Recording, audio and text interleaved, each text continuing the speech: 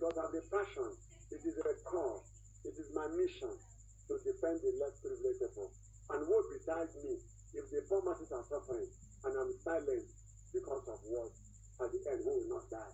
Even the rich people who are getting billions, will they carry one kobo into the casket? They should use their conscience. They should know they are created by God. There was a time they were like this poor masses. Why should they allow the poor masses to suffer like this? And they're paying them here to eat. What about constituency allowances? Where do they go? Internal generated revenues. How do they account for it? Talk more about security votes that come from there. Is it for anybody to enrich himself? What is actually happening? Is an inhumanity of man. So man, let us say the truth. God is not happy with what is happening to the poor masses of Nigerians. And the leaders are provoking crisis that they may not be able to carry when the time comes.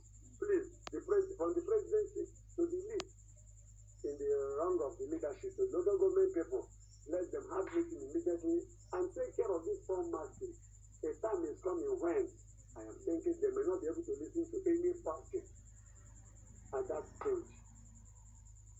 Things may fall apart because the center may not hold again. I understand personally with the opinion of the trade union, but why will you go to media and say a salary of political office holders, National Assembly of that matter? I don't receive the money that they publish in the front pages of newspaper in the name of advocating for your standard living condition. Don't give wrong and lie information about institutions. It's done inside the public against. We are concerned about the trade union, but Mr. Speaker, we should be more concerned about the over 2 million Nigerian population who are suffering, 200 million who are suffering, who doesn't have food to eat, who cannot buy kerosene, who cannot pay school fees for their children, who doesn't have shelter to stay at home. We should remember, we must be proactive, call that bill, adjust it, call for public hearing, stakeholders should consider that. If we have done our job, federal government will not be doing what they are doing now. The crisis of commodities in market, the standard living condition of the people is sympathetic. So it is very terrible. And here we are, fighting for trade union living condition. I agree, they constitute 13% of the population of this country. But go to equity with clean hands. Do not, in doing that, suffocate sectors like hospitals, where if it is not run, Nigerians will lose their lives. The primary responsibility of government is protecting the life and properties of its people.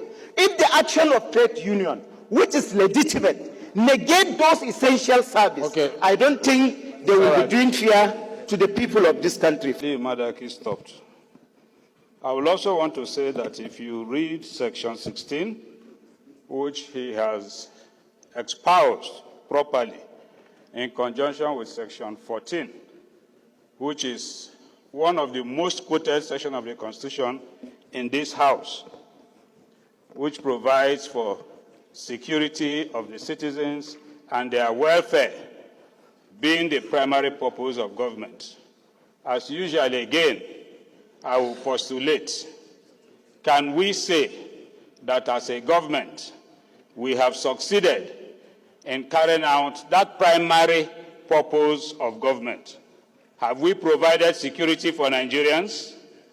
Have we taken care of the welfare of Nigerians?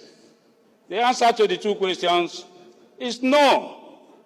We have severally talked about security, including today. In fact, it's as if one Nigerian life today equals to 1 minute silence. Now we're coming to the issue of welfare. And for several years, Nigerian workers have been complaining and crying concerning the issue of salary. Who earns 50,000 in this country and you think that a person can truly depend on a salary? Let's not deceive ourselves. It is not possible. How much is house rent? How much is your transport fare to your office and back home? And so we expect a Nigerian worker to earn as low as that and continue to serve this country. Let us stop playing the ostrich. Let's be realistic. Let's carry out our role to provide for the welfare of the citizens of this country by providing living wage for the Nigerian worker.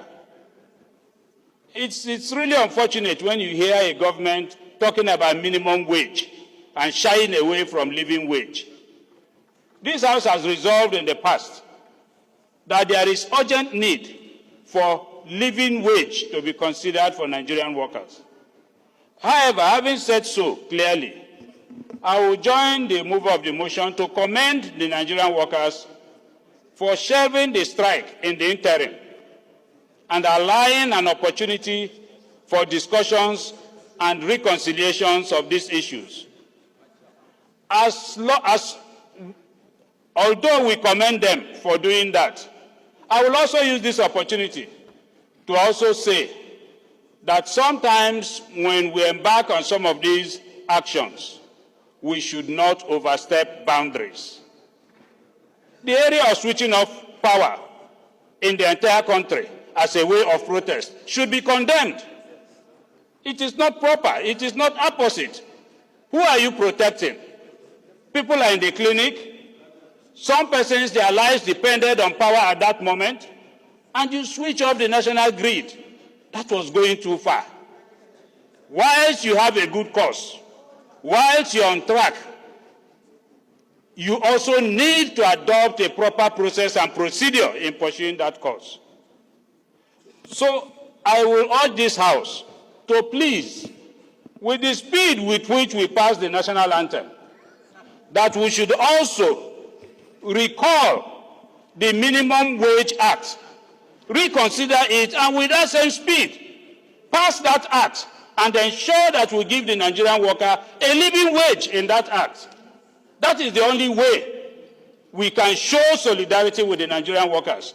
This is 2,000 naira proposed by the federal government cannot even buy a basin of garri today in the market. Then, the 250,000 naira proposed by the civil servants, by the labor, can it sustain a family of 4? Can it sustain?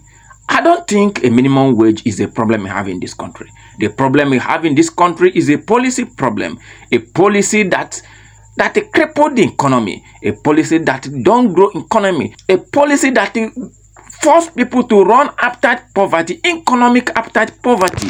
I don't think this country can move forward without being worked in our policy to make it functional than a paper on the table.